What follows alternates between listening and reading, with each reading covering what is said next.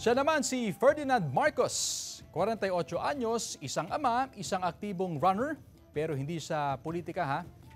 Isang simpleng mamamayan sa Lawag City. Kapangalan niya ang yumaong dating Pangulong si Ferdinand Marcos Sr.